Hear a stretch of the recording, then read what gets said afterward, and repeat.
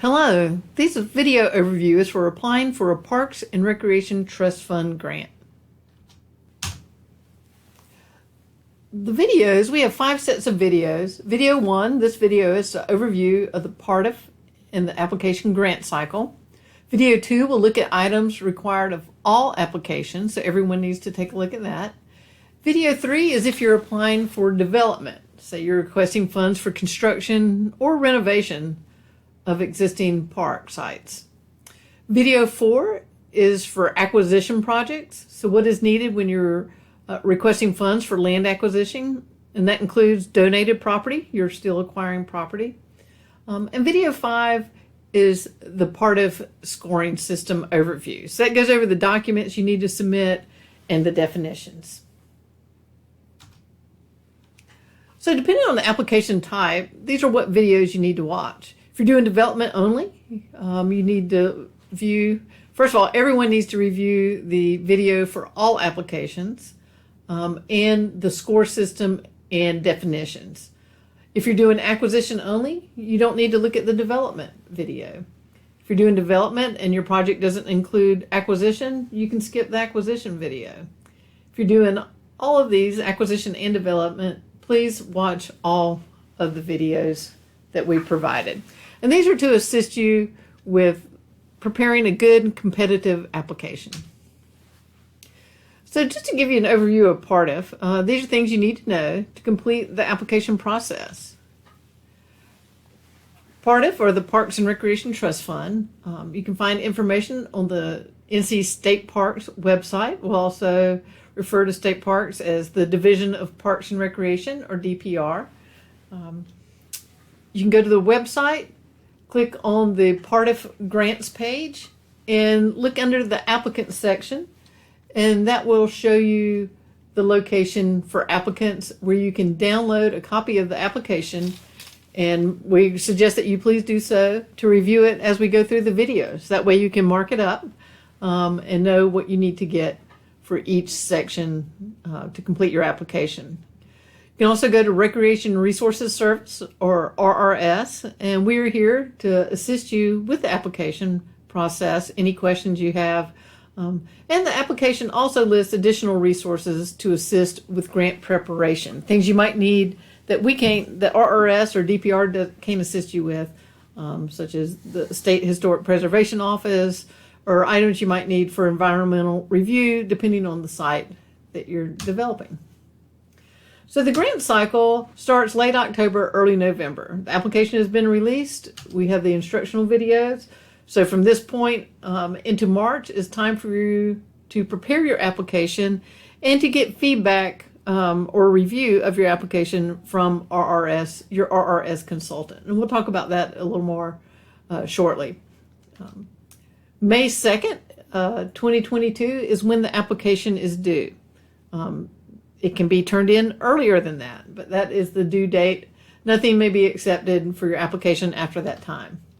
Early summer, we'll be reviewing applications, evaluating them with the scoring system, and then late summer is when the Parks Authority meets to select the grant applications. And then it's not until fall, typically October, November, until the contracts are signed and the project can actually begin. Key dates again, DPR, the Division of Parks and Recreation, sends letters out to inform that the funding schedule. These application videos are available. May 2nd is the application must be postmarked by that date or received by to the Division of State Parks in Raleigh. And late summer is when the Parks Authority meets to select grant recipients. So the biggest reminder here is, remember, this is direct from the application. Application packets must be postmarked or received by May 2nd. Again, you may mail it to this address, and mailed applications must include a tracking number. Make sure you get that so we can keep track and know that you mailed it to us, and we can track it down if it gets lost. And so you know where it is. If you're delivering it in person, it must be delivered no later than 5 p.m. on the due date. to the North Carolina Division of Parks and Recreation, and that is the Nature Research Center on West Jones Street in Raleigh. These cannot be delivered to your regional consultant at RRS. It must be delivered to the Division of Parks and Recreation or State Parks in Raleigh or mailed. So the first thing you want to get in the application is the checklist. You want to review the checklist. This tells you everything that must be included or if it's applicable to your project, and helps you keep track. If it's included, you submit this checklist with your application, and that helps us know when we're reviewing it if a certain item has or has not been included. The sections correspond with these video guides required for all applicants. If you're doing construction and renovation, acquisition, or documents for the scoring system. A digital and a paper copy is required. As you go through each of these sections, you want to make sure you look at the page reference number. It will tell you the number of copies paper and digital. Everything requires at least one paper and one digital, but several items require more than one copy of the paper. That is the description and justification, your one-page narrative, and your site plan. Those we need 15 paper copies in addition to the digital copy. And those copies go to the Park Authority members in their notebooks for review. We want to make sure that you print those out, have those set as you wish them to receive it. You don't want to depend on us printing them out, especially printing out maps in color. We want it to be the way that you've printed it and want it to look. And those copies, again, the extra copies go to the Park Authority members. We also want to make sure you keep one copy of the application for your files.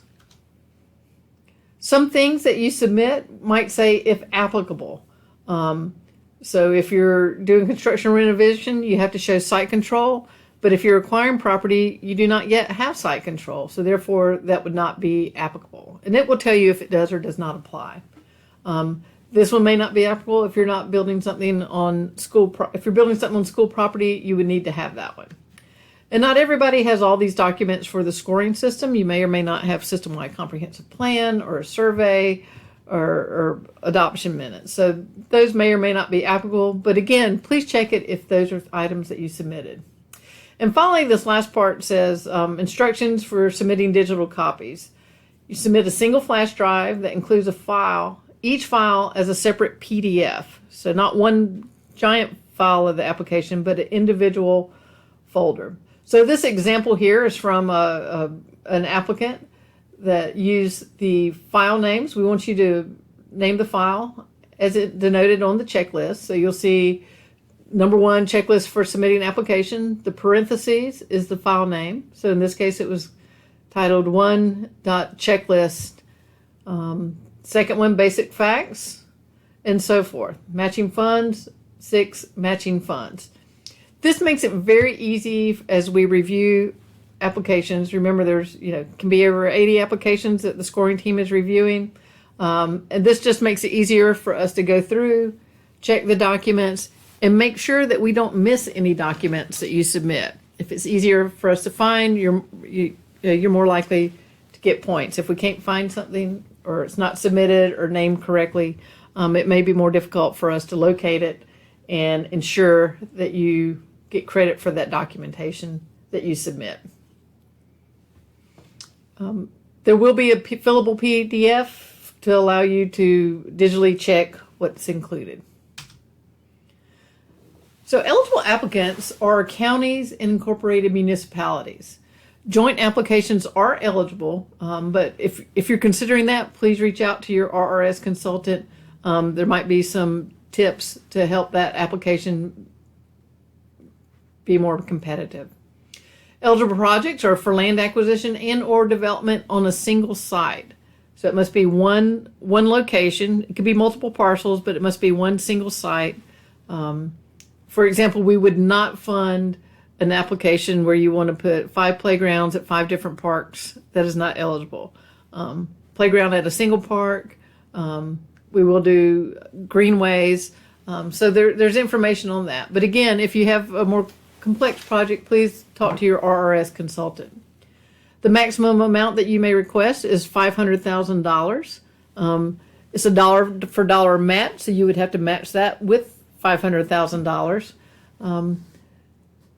The value of in-kind services, so labor or putting in work, cannot be used as part of your match. It must be, again, dollar for dollar. Now, you could have, some towns have associations that raise money and donate that to the town, and that is fine as a match.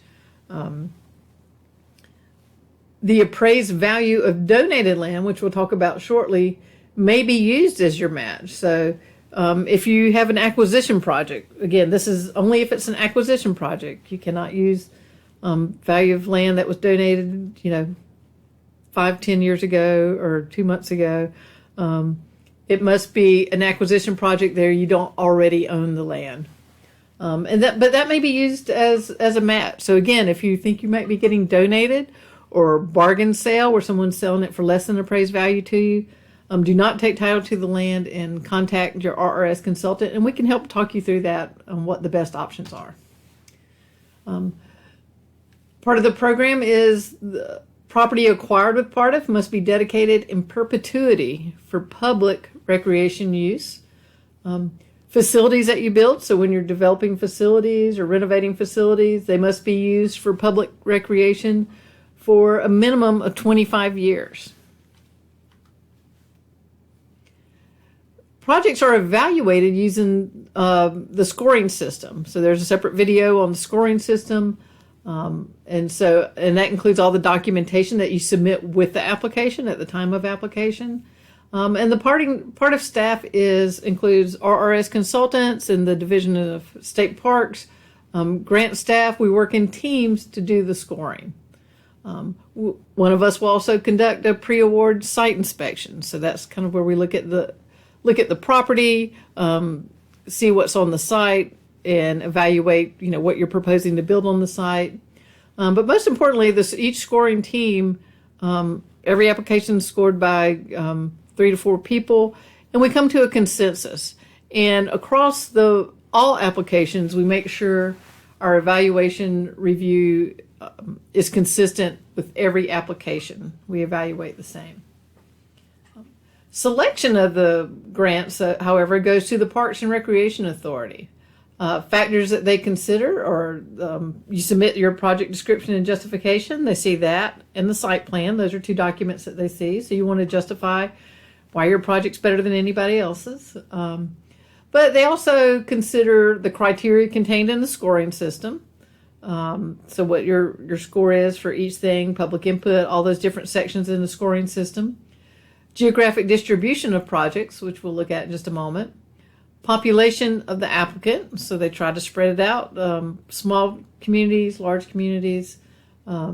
Compliance with prior grant agreements. So have you administered grants well in the past, completing everything you proposed you would do.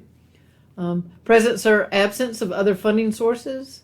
The amount of funds requested, and of course the amount of funds that they actually have available to award. So geographic distribution, the Park Authority uses the North Carolina Prosperity Zones or the Economic Prosperity Zones to evaluate geographic distribution. So these are those areas, and that's what they look at. And I just want to say that because I know most of you are probably familiar when you start looking at distribution of our RRS regions. There's only 4 of us.